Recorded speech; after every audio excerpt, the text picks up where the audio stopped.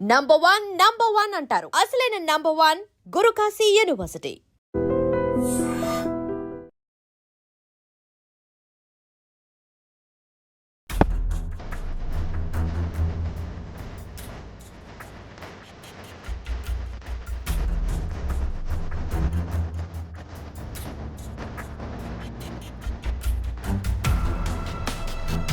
ప్రస్తుతం అయితే మనం కేజీహెచ్ దగ్గర ఉన్నాం. ఒక్కగానొక్క కొడుకును పోగొట్టుకున్నటువంటి ఆ తండ్రి రోదన, కన్నీటి వేదన చూస్తుంటే గనక ప్రతి ఒక్కరికి గుండెలు తరుక్కుపోతున్నాయి. నిన్న కోర్మనపాలెంలో జరిగినటువంటి రోడ్డు ప్రమాదంలో 27 ఏళ్ల యువకుడు రాహుల్ ప్రాణాలు కోల్పోయారు. ఎవరు జీర్ణించుకోలేనటువంటి పరిస్థితి. మరొక బాధాకరమైన విషయం ఏంటంటే అబ్బాయికి మ్యారేజ్ అయ్యి కూడా 3 నెలలు కూడా ఇంకా కంప్లీట్ కాలేదు. అదొక దురదృష్టకరమైన సంఘటన. కుటుంబ సభ్యులు, అటు అమ్మాయి తాలూకా కుటుంబ సభ్యులు కావచ్చు, రాహుల్ కుటుంబ సభ్యులు కూడా తీవ్ర కన్నీటి రోదనతో ఆ బాధను అసలు దిగమింగుకోలేక ఏడుస్తున్నటువంటి తీరు కూడా చాలా బాధాకరం అని చెప్పుకోవాలి. అసలు నిన్న ప్రమాదం ఎలా జరిగింది ఆ విషయాలు చూద్దాం. ప్రమాదం సినర్జీస్ ఆఫీస్ నుంచి వస్తుంది. సినర్జీస్ కాస్టింగ్ ఉంటుంది, విఎస్సి జడ్ వస్తుంది. 2 వీలర్ మీద వస్తుంది. అట్లే కంటైనర్ లారీ వస్తుంది. లారీ అది లెఫ్ట్ సైడ్ నుండి వెళ్తుండగా అది లారీ ఓవర్ స్పీడ్ వచ్చి వెనక పడిపోయాడు. లారీ 6 యాక్సెల్ టిప్పర్ అండి, పెద్ద కైలాగానే పెద్ద లారీ. ఆ లారీ అంటే బండి మీద వెళ్తున్నాడు. లారీ అతను హార్న్ బీప్ చేస్తుంటే ఇతను సైడ్ ఇచ్చాడు. లారీ కాస్త స్పీడ్గా వెళ్తుంది.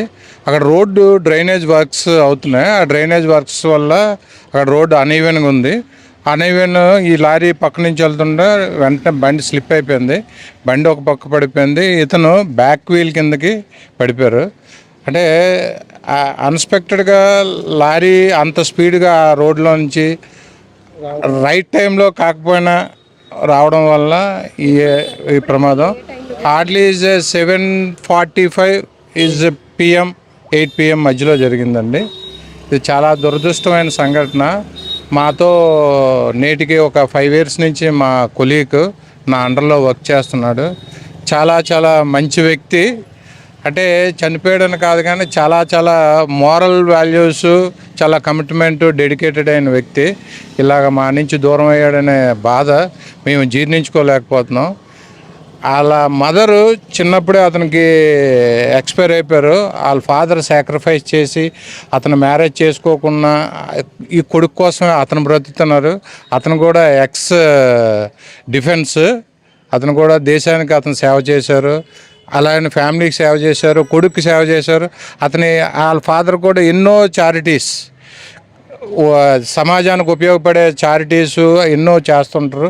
చారిటీస్ అనేది పదమే అతనికి ఒక రకమైన హాబీ. అలాంటి అతనికి ఇలాంటి దుర్భరమైన సంఘటన జరగడం అందరూ జీర్ణించుకోలేకపోతున్నాం. ఇతను కూడా మా కొలీగే. మా కంపెనీలో పనిచేస్తున్న కుర్రాడికే వాళ్ళ మామగారు కూడా కంపెనీలో పనిచేస్తున్నారు, కూతుర్నిచ్చారు. అంటే అతని కోసం 5 సంవత్సరాల నుంచి ఇతనికి ఎంతో బాగా తెలుసు. అంత మంచి వ్యక్తి. అలా వితిన్ 2.5 months మ్యారేజ్ అయ్యి అమ్మాయి కూడాను MCA చదువుకుంది. ఇది చాలా చాలా బాధాకరమైన సంఘటన. సార్, వినటానికి మనకే అది జీర్ణించుకోలేని పరిస్థితి. ఎందుకంటే 27 ఏళ్ళ యుక్త వయసులో ఒక యువకుడిని పోగొట్టుకోవడం, అందులోనూ ఆ ఫ్యామిలీ గురించి మీరు చెప్తున్నప్పుడు సర్వీస్ ఓరియంట్గా వాళ్ళు వర్క్ చేసినటువంటి ఫ్యామిలీ, మంచి వ్యక్తిని కోల్పోయామంటున్నారు. కుటుంబ పరిస్థితి ఇప్పుడు ఆమె కూడా చాలా ఆగమ గోచరంగా ఉందండి కుటుంబ పరిస్థితి. ఇప్పుడు వర్ణాతీతం, ఎవరు చెప్పే పరిస్థితుల్లో కూడా లేరు. పాప చూస్తే అటు పెయింట్ అయిపోయింది, ఆ ఫాదర్ చూస్తే అటు పెయింట్ అయిపోతున్నారు. ఏదో మా కొలీగ్స్గా మేము ఏదో కొంత వాళ్ళకి మారల్ సపోర్ట్ ఇవ్వగలుగుతున్నాం కానీ వాళ్ళని షేర్ చేసుకోలేని బాధ అండి. ఇలాంటి పరిస్థితి పగస్తుడికి కూడా రాకూడదు అని చెప్పి ఆ భగవంతుని మేము వేడుకుంటున్నామండి. ఇది చాలా చాలా దుర్భరమైన పరిస్థితి. ఎవరు కూడా ఫేస్ చేయకూడదు ఇలాంటి సంఘటన అనేది. సిచ్యువేషన్ ఎవరికి రాకూడదు అనేది మా యొక్క విన్నపం. ఇదండి, మేము భగవంతుని వేడుకుంటున్నాం. సార్ ఈ మధ్య రోడ్డు ప్రమాదాల తీరు కూడా చూస్తుంటే కుటుంబాలు విచ్ఛిన్నం అయిపోతున్నాయి. ఈ అవయవాలు కోల్పోయిన సందర్భాల్లో కొంతమంది అయితే అక్కడికక్కడే ప్రాణాలు పోగొట్టుకుంటున్న వాళ్ళు, ఈ హెవీ వెహికల్స్ అనేవి చాలా ఓవర్ స్పీడ్గా రావటం, రూల్స్ని అతిక్రమించడం, ఇవన్నీ చూస్తూ ఉన్నాం. అది మేజర్ ఇదండి. అది ఆ రోడ్లోన ఆ టైంకి వెహికల్స్ని యాక్చువల్గా అలౌడ్ ఉండకపోవచ్చు, కానీ ఆ టైంలోన అతను ఎవరిని స్కిప్ చేసుకొని ఆ రోడ్లోనే వచ్చేసారు. అతను వచ్చేసరికి ఒక 2 ఫ్యామిలీస్ రోడ్డుని పడిపోయాయండి. ఇలాంటి ప్రమాదాలు జరగడం వల్ల ఎన్నో ఫ్యామిలీస్ రోడ్డుని పడుతున్నాయి. దయచేసి కన్సర్న్డ్ ఆఫీసర్స్ ఎవరైనా సరే చాలా ప్రోయాక్టివ్గా వర్క్ చేసి దీని మీద సదుద్దేశంతో ఎవరిని కంప్లైంటింగ్ అని మేము కాదండి, ఇలా మాలాగే ఏ ఒక్కరు కూడా రోడ్డును పడిపోకూడదు, ఏ ఒక్క ఫ్యామిలీ కూడా రోడ్డును పడిపోకూడదని మేము వాళ్ళని విన్నవించుకుంటున్నామండి. కాస్త ఆర్టీఓ అవ్వచ్చు, పోలీస్ ఆఫీసర్స్ అవ్వచ్చు, ఎవరైనా సరే దయచేసి మీకు ఉన్న పరిధుల్లో మీరు దాన్ని కంట్రోల్ చేయవలసిందిగా కోరుతున్నాం. అక్కడ రోడ్డు ఎక్స్టెన్షన్ అవుతుందండి, ఒక సేఫ్టీ ట్యాగ్ కూడా అక్కడ లేదు. ఒక సేఫ్టీ ట్యాగ్ కూడా అక్కడ లేదండి, ఒక అలర్ట్ ఇది కూడా లేదు. అక్కడ చాలా రోడ్డు నియర్ బై రోడ్డు పెద్ద గొంతు ఉంది, ఆ గొంతును కూడా ఎవరు కూర్చుని నాదులు లేరు. జస్ట్ ఈ యాక్సిడెంట్ అయ్యేసరికి సమ్ ఆఫీసర్స్ సమ్ పర్సన్స్ అది ఆ గొంతుని పోర్చడం జరిగింది. బట్ అయిపోయి అంటే జరగవలసిన డ్యామేజ్ జరిగిపోయిన తర్వాత జరిగిందండి. అంటే నెక్స్ట్ వాడికి కూడా జరగకపోవచ్చు అనే సదుద్దేశంతో వాళ్ళు చేయొచ్చు, కానీ తీరని అన్యాయం అయితే మాత్రం మా కొలీగ్గా, మాకు ఫ్యామిలీగా వాళ్ళకి చాలా లారీ డ్రైవర్ని పోలీస్ ఆఫీసర్స్ వెంటనే చాలా ప్రోయాక్టివ్గా స్పందించారు. లారీ డ్రైవర్ కూడాను ఇప్పుడు ప్రజెంట్ కుర్మన్పాలెం స్టేషన్లో ఉన్నారు, వెహికల్ కూడా కుర్మన్పాలెం స్టేషన్లో ఉంది. మేము ఎవరిని కంప్లైంటింగ్ కాదు సార్.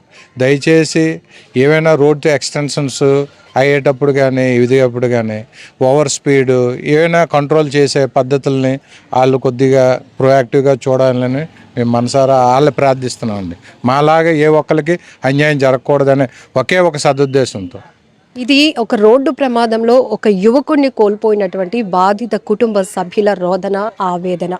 ఇది ఒకరికి జరిగిందని కాదు, ఎవరికి కూడా జరగకూడదు. ఎందుకంటే ఒక యువకుడు ప్రాణాలు పోగొట్టుకోవడం వల్ల ఈరోజు ఆ తండ్రి అనాథ అయిపోయినటువంటి పరిస్థితి అయిపోయింది. ఎందుకంటే భార్యను కోల్పోయినటువంటి అతను ఒక్కగానొక్క కొడుకుని ఎంతో అల్లారు ముద్దుగా పెంచుకున్నారు, చదివించుకున్నారు, మంచి జాబ్ చేస్తున్నారు, పెళ్ళి కూడా చేశారు. కేవలం 2.5 నెలలు మాత్రమే అయింది అబ్బాయికి వివాహమై. 27 years, ఇంకా చాలా బ్రైట్ ఫ్యూచర్ ఉన్నటువంటి యువకుడు అర్ధాంతరంగా రోడ్డు ప్రమాదంలో కన్నుమూయడం అంటే ఎవరు కూడా దాన్ని జీర్ణించుకోలేనటువంటి పరిస్థితి. ఆ కుటుంబానికి ఎవరు ఎంత ఓదార్పు చేసినా కూడా ఆ కొడుకు లేని లోటునైతే తీర్చలేం. అయితే ఇక్కడ చిన్న నిర్లక్ష్యాల వల్ల ఎన్నో ప్రమాదాలు జరుగుతున్నాయి, ఎంతోమంది ప్రాణాలు పోగొట్టుకుంటున్నారు. కానీ ఆ వ్యక్తుల్ని కోల్పోతున్నటువంటి కుటుంబ సభ్యుల రోదన కావచ్చు, ఆ బాధ ఎంత వర్ణనాతీతంగా ఉంటుంది అంటే, ఇలాంటివి జరగకుండా ఉండాలి అంటే ప్రాపర్గా అధికారుల పర్యవేక్షణ కూడా చాలా అవసరం ఉంది. కొన్ని రోడ్ల దగ్గర వర్క్స్ జరుగుతున్నప్పుడు డైవర్షన్వి కానీ, లేకపోతే హెచ్చరిక బోర్డులు ఏర్పాటు చేయడం కానీ, గుంతలు పడితే వాటిని పూడ్చే విషయంలో చిన్న నిర్లక్ష్యాలు కనపడుతూ అది పెద్ద ప్రమాదాలకు దారి తీస్తోంది. ఇప్పటికైనా అధికారులు చొరవ తీసుకొని ఇలాంటివి రిపీట్ కాకుండా ఉండేలా చర్యలు తీసుకోవాలని బాధిత కుటుంబం అయితే రిక్వెస్ట్ చేస్తోంది.